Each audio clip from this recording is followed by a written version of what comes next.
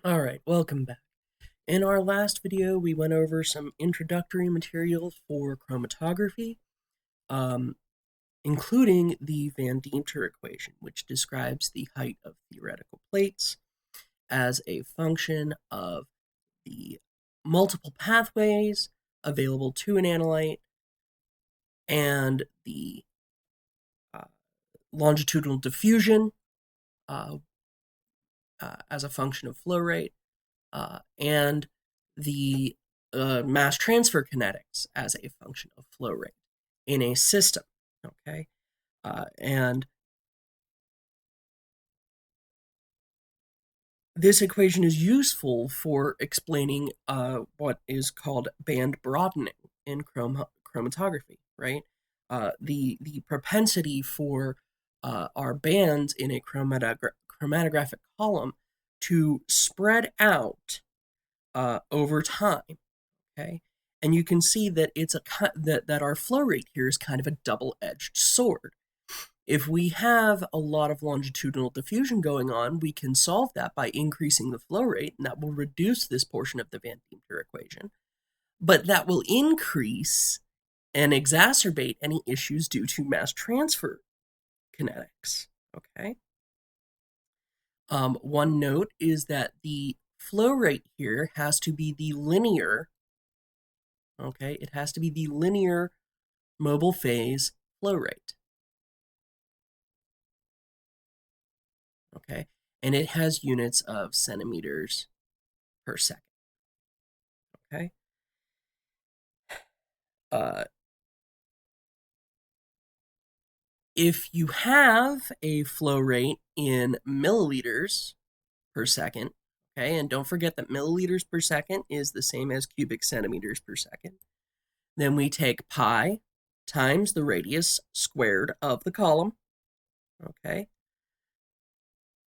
times the linear flow rate, okay, times eta, okay? So this is the column porosity, okay? And that typically is given to you by the manufacturer. This is the column radius.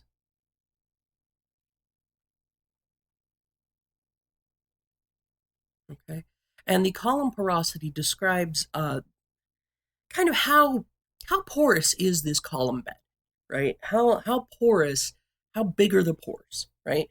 Is it like a large?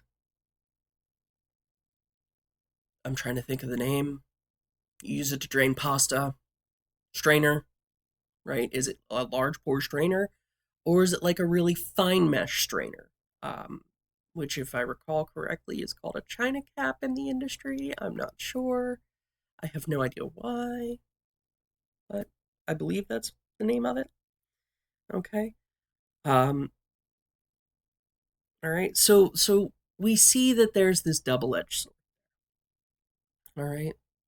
So moving on, right, to other column properties, right? I want to talk about the column selectivity factor a little bit more, right? So we've already discussed it a little bit, and we said that alpha, which is the column selectivity factor, okay, is the K for analyte B divided by the K for analyte A, and it's always set up so that it is greater than 1. Okay? All right. Um, that is a useful metric to have for measuring your column's performance. Okay? Um, Another useful metric is the asymmetry factor, which we discussed, right? That helps us determine whether we have peak fronting or peak tailing. Right? Again, just making sure that you definitely got these things down in your notes. Okay. So the last major column thing is the column resolution, which we use the symbol R sub S for. Okay. And we discussed that before as well, right? Where the resolution being greater than 1.5, gives us a baseline resolved, and as R sub S drops, the overlap increases. And again, this is 2 times the retention time for analyte B, right, minus the retention time for analyte A, right, divided by the sum of their widths.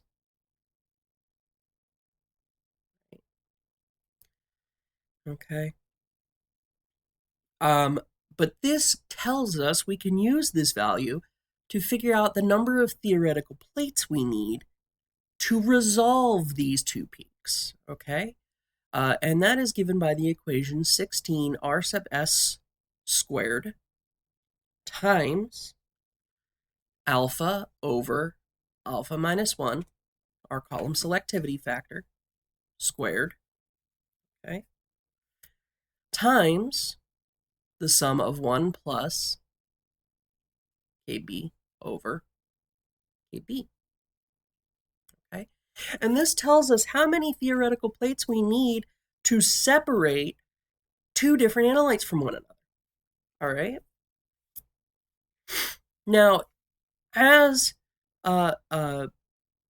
we can kind of assume that Ka and Kb are about the same, and that alpha starts to approach 1, which would turn this into a thou shalt not situation, right? Because it would be 1 divided by 0, which would be infinity, and oh boy, now we've got problems. Well, 1 divided by 0 is technically undefined. It's not even infinity, okay? That's an illegal operation, okay?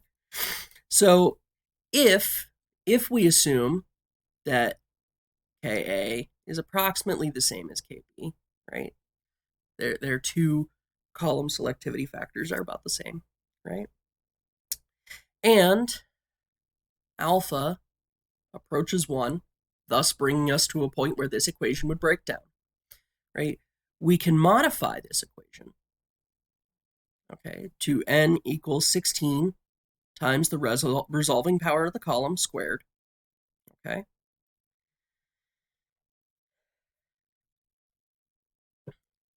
Times 1 over alpha minus 1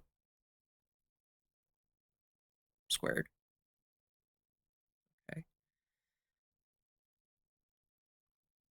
Times 1 plus generic K over K squared, okay? And in this case, K is going to be the average of these two values, right? R sub S in this case, okay, is going to be the square root of n divided by 4, okay, times alpha minus 1 times K over 1 plus K. Okay?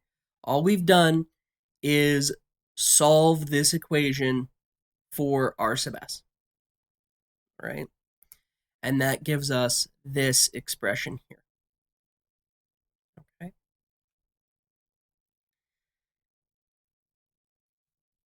Using this value for K, all right?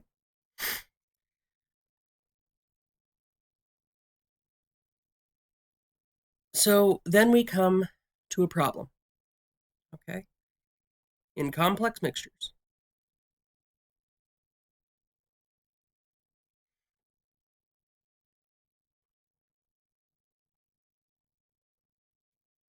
okay? With analytes,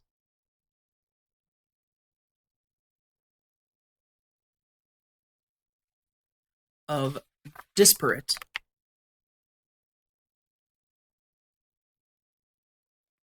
retention factor.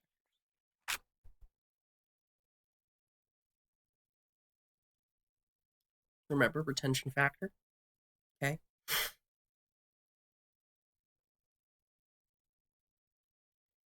Okay.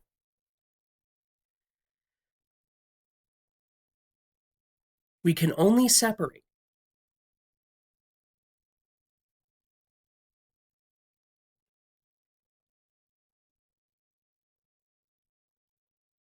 those species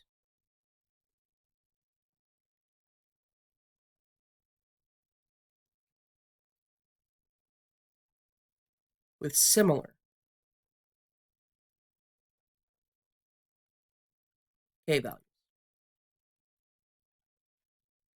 in an isocratic.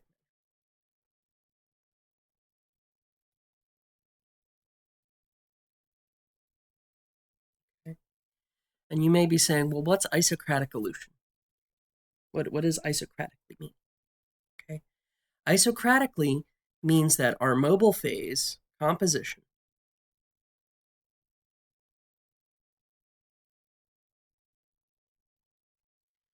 remains constant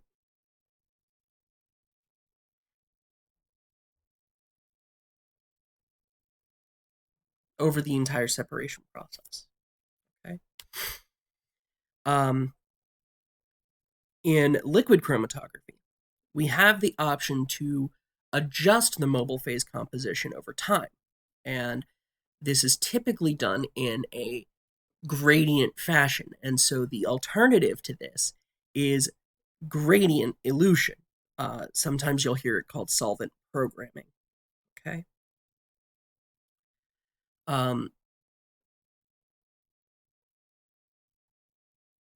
That is used to allow you to create separation techniques, separation methods for mixtures that have analytes that have very different retention factors, right?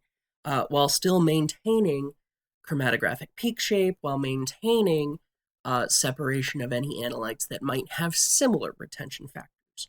So there is trade-offs made there. You need more money, you need more equipment, you need, better equipment. But you can do a little bit more with it.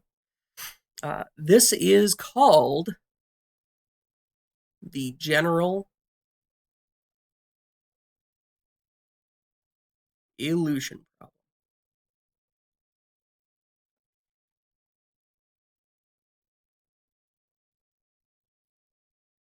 And solving this problem is the goal of chromatographic techniques.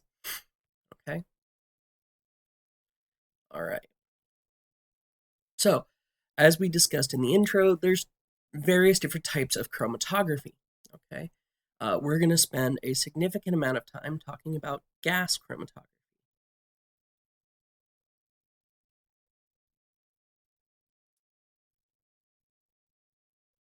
Okay. At this point. Okay.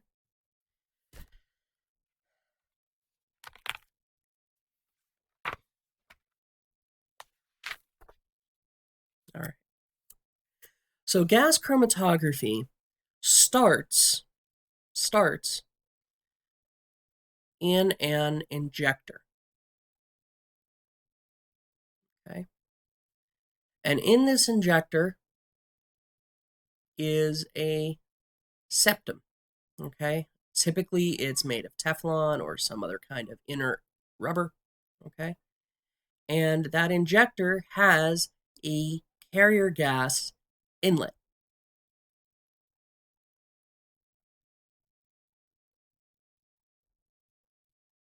built into it.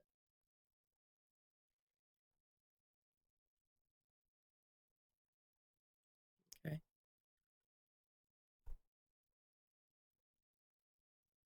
All right.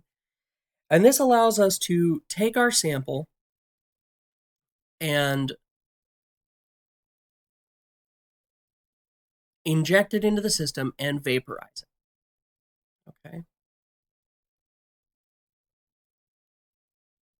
All right. So this little injector oven allows us to use a syringe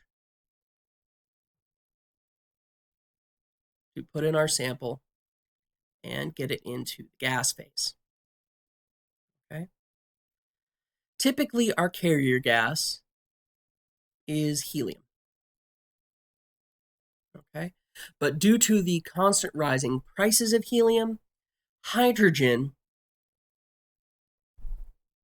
is often used as well these days. Okay. As our carrier gas. This feeds into our chromatographic column.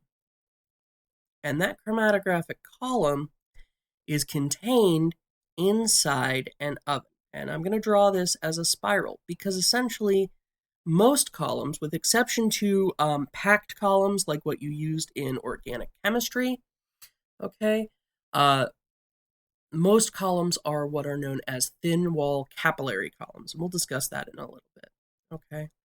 And these thin wall capillary columns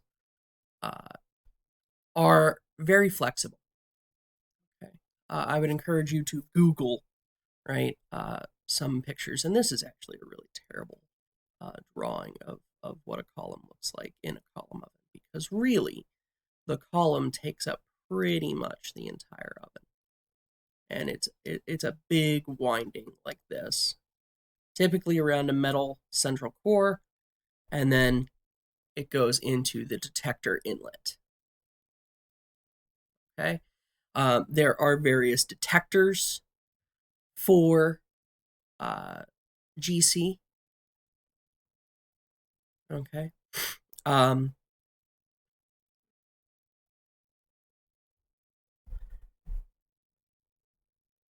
there are various detectors for GC. We'll go over some of the basic ones. Most famous of which, I think, at the moment, that you would be familiar with is mass spec, because in your mind, I'm sure as soon as you hear the phrase GC, you think mass spec, right? And so using a PC connected to the detector, we can convert the signal of our detector over time to get our chromatogram, okay? All right. So the instrument's not terribly complex in terms of mechanics, right? The interesting parts come in at the column, at the detector.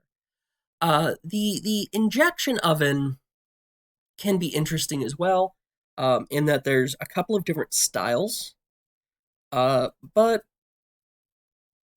that's not it is the part of the instrument that has the least variability.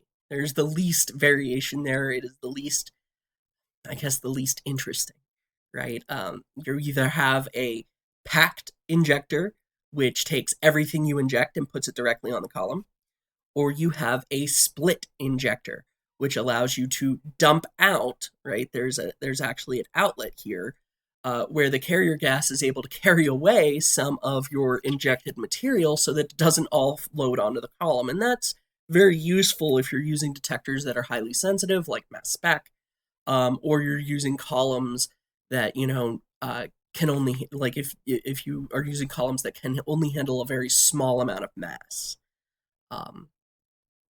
And we'll discuss that in more detail. Okay. So in terms of columns, all right, because in the heart of every chromatographic method, there is a column. Okay.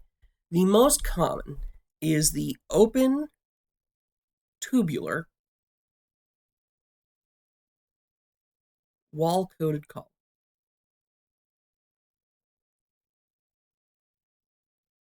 I have no idea why that disappears on occasion. Not a clue. Okay. Okay. So on an open tubular wall column, all right, I'm gonna use a couple different colors here. Okay. You have a fused silica wall. Okay. And then on the interior of that wall, you have a very thin layering of your stationary.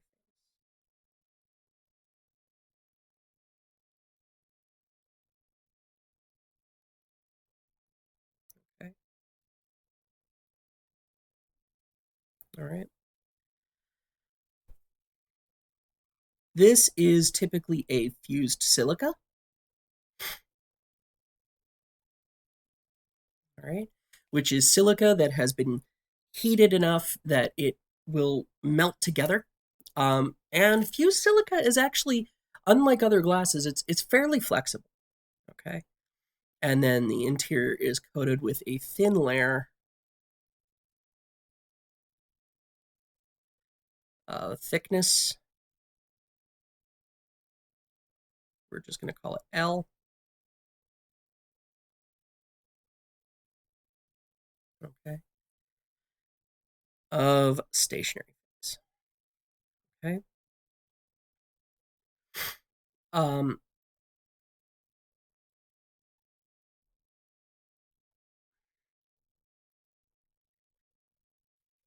This creates a very flexible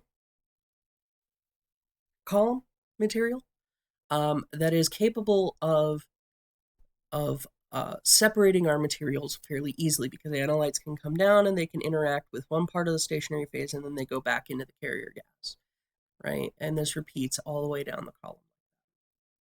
Okay. So you have to kind of imagine this as a three-dimensional shape, even though I've drawn it in 2D in cross section. Okay. And the way that these columns function is as a function of thickness. Okay. These typically have an inner diameter on the order of 0.1 to 0.5 millimeters. Okay. And the coating thickness is typically on the order of 0.1 to 5 microns. All right. Typical lengths, right, end-to-end length,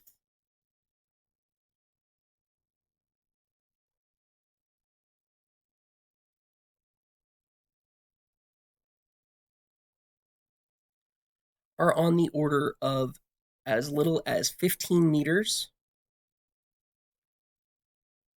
to as long as 100 meters. Okay. And you might be thinking, well, there's no way that we fit 100 meters inside a column oven that sits on a benchtop. You're wrong, because again, that fused silica is somewhat flexible. You can snap it if you bend it too far, but we can curl it around a central metal core. It's just essentially a wire basket, and we wrap it around this wire basket, and that allows us to compact the length of the column. Okay. Into a smaller space. It's kind of like a spool of thread. Yeah, it's kind of like a spool of thread. Okay.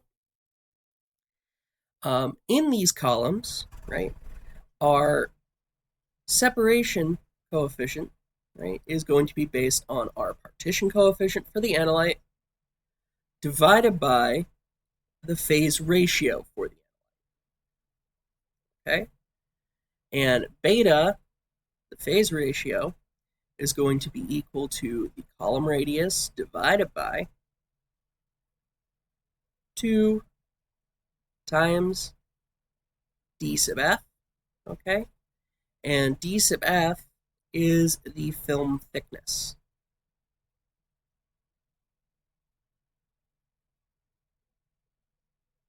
Okay, which I have given the variable letter L. Okay? All right. So we can control the various separations by controlling how thick this layer is, or how long the column is, or how well the material partitions in and out of. You see where this has a lot of variation. Okay, and that's just one column type. Right? It's one column type. There are others. Okay? And we will discuss those in the next recording.